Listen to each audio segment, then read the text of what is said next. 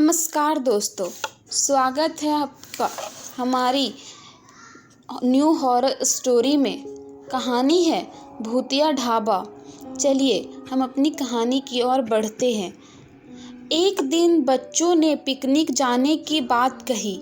यह सुनते ही अंकिता की रूह कांप गई, क्योंकि उसे एक पुराना किस्सा याद आ गया।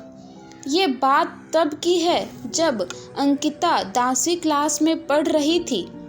एक दिन टीचर ने पिकनिक जाने का प्लान बनाया था।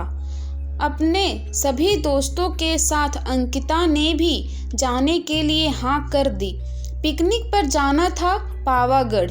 पूरा स्कूल पिकनिक जा रहा था, इसलिए करीब 30 बस सभी बच्चों को ले जाने के लिए तैयार थी। अंकिता अपने सभी दोस्तों के साथ पीछे वाली बस में बैठ गई। सभी हंसते मस्ती करते हुए बस से जा रहे थे। तभी कुछ दूर जंगल के पास पहुंचकर उसी बस से तेज आवाज आई। ये वक्त रात के करीब 1:30 बजे का था। ड्राइवर गाड़ी से बाहर निकला तो उसे पता चला कि टायर फट गया है।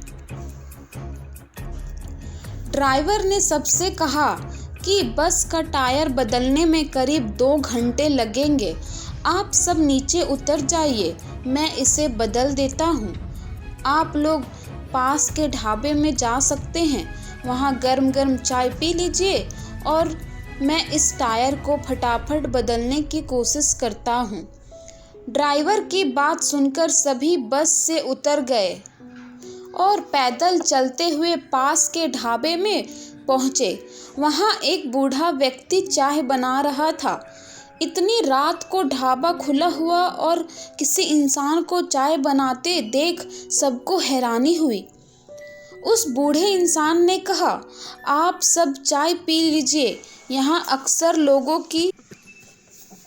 की गाड़ी खराब हो जाती है, इसलिए मैं भी अपना ढाबा हर दम खुला रखता हूँ। आप जैसे राहगीरों को कुछ मदद हो जाती है। उनकी बात सुनकर सबने चाय का ऑर्डर दे दिया। उन्होंने कुछ ही देर में सबके लिए चाय बनाकर मेज पर रख दी। चाय पीते हुए अंकिता की आंखें एकदम ढाबे की छत की तरफ गई। वहां अंकिता ने एक औरत को सफेद रंग की साड़ी में खुले बाल लहराते हुए देखा। कुछ देर बाद वो जोर जोर से हंसने लगी। बच्चे ही नहीं बल्कि सभी डर गए। भले ही हंसने की आवाज किसी को सुनाई नहीं दे रही थी, लेकिन अंकिता ने उसे मुंह खोलकर हंसते हुए देखा था। ये सब देखकर अंकिता ने डर के मारे आंखें नीचे झुका ली। कांपते हुए किसी तरह से अंकिता ने चाय दोबारा पीना शुरू ही किया था कि उसी वक्त जोर जोर से किसी के चिल्लाने की आवाज जंगल की ओर से आई। ढाबे में सभी बच्चे बैठे हुए और टीचर उस आवाज को सुनकर डर गए। सबको डरा हुआ देखकर उस बूढ़े इंसान ने कहा कि मैं देखकर आता हूँ, क्या हुआ है? आप लोग यहीं बैठे रहो। इतना कहकर वो आवाज की तरफ बढ़ गया।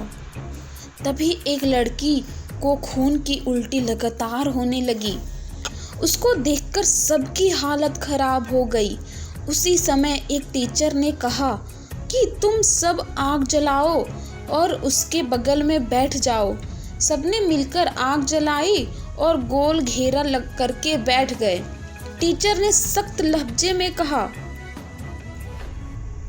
अकेले कोई कहीं नहीं जाएगा। वैसे भी सब इतने डरे हुए थे कि अकेले कहीं जाने की हिम्मत हो नहीं रही थी। आग के पास बैठे बैठे 3 बज गए। तब कहीं जाकर वो बूढ़ा इंसान जंगल से लौटकर आया। उसने सबकी तरफ देखा और कहा कि उस चीख को सब भूल जाना, नहीं तो जीना मुश्किल हो जाएगा। इतना कहकर वो ढाबे के अंदर चला गया।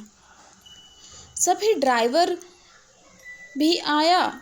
ड्राइवर भी आया टायर बदलकर बस लेकर ढाबे के पास पहुंचा। तभी सभी लोग भगवान का नाम लेते हुए बस में बैठ गए। टीचर ने बस में बैठते ही सबको कहा कि कोई एक दूसरे से बात नहीं करेगा, सीधे सब सो जाओ। टीचर की बात मानकर सब चुपचाप सो गए। उसके बाद पिकनिक स्पॉट पर पहुँचे और करीब 1 हफ्ते बाद घूमकर आ गए। पिकनिक में किसी ने दूसरे बस के बच्चों से उस रात के बारे में कुछ नहीं कहा, क्योंकि टीचर ने मना किया था। लेकिन पिकनिक से लौटते ही सबने अपने दोस्तों और दूसरी क्लास वालों को इस भूतिया घटना के बारे में बताया।